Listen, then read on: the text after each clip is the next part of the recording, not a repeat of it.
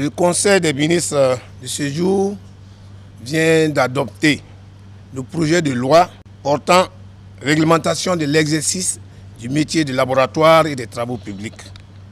Ce nouveau projet de loi a pour but et objectif de lever le monopole du laboratoire national des bâtiments et des travaux publics en vue d'entrer dans la dynamique de la mise en œuvre des engagements de l'État, de soutenir les différentes initiatives présidentielles en cours et dans le souci de faire face efficacement aux nombreuses sollicitations qui en découlent. Les innovations majeures, c'est d'abord l'ouverture de certaines activités de laboratoire au secteur privé.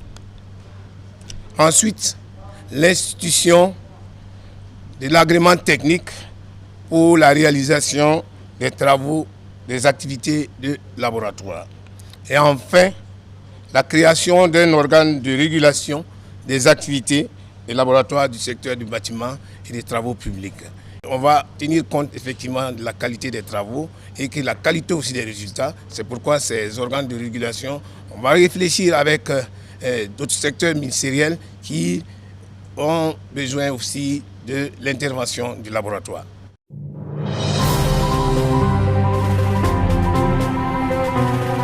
En sa séance du 16 avril 2025, le Conseil des ministres a adopté le rapport relatif à une demande d'autorisation de recrutement sur concours direct et professionnel au titre de l'année 2025 au profit de la police nationale. Alors, au titre de l'année 2025, mon département recrutera au niveau des concours professionnels commissaire de police 20, officier de police 60, au niveau des concours directs, commissaire de police 10 avec des qualifications spécifiques, officier de police 10 avec des qualifications spécifiques, sous-officier de police 2000 dont 50 de sexe féminin. Par ailleurs, pour le concours direct des sous-officiers, des quotas seront réservés aux volontaires pour la défense de la patrie, aux volontaires adjoints de sécurité et aux femmes des forces de défense et de sécurité tombées au front. Pour ces quotas et les qualifications spécifiques des concours directs, seront mentionnés les différents critères au niveau de l'arrêté d'ouverture du dit concours. Le budget alloué à l'organisation, aux visites médicales et aux enquêtes de moralité des concours du cadre de la police nationale au titre de l'année 2025 est de 335 millions. L'incidence financière annuelle des nouveaux agents sur le budget de l'État à partir de 2027 est de 7 502 40 225 francs.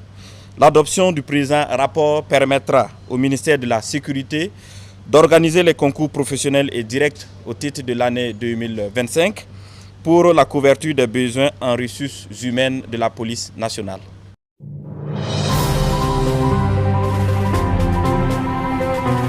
Le Conseil des ministres de ce jour a adopté un important décret relatif donc à la déclaration d'utilité publique urgente, le projet de construction d'une unité de formation et de recherche en sciences et techniques et une cité universitaire du centre universitaire de Dori.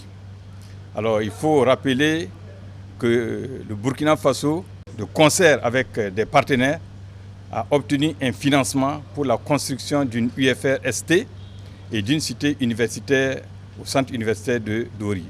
Et ce financement a été obtenu depuis 2020. Un site avait été effectivement identifié d'une superficie d'environ 100 hectares, mais force est de constater que depuis et jusqu'à ce jour, les travaux n'ont pas pu commencer du fait de l'indisponibilité de ce site. Malgré les nombreuses discussions, les négociations qui s'en sont suivies, le site reste toujours inaccessible pour l'érection de ces différentes infrastructures. Donc le Conseil a jugé utile aujourd'hui de prendre cette importante décision pour permettre d'ériger ces infrastructures au profit des étudiants et de toute la communauté universitaire de Dori.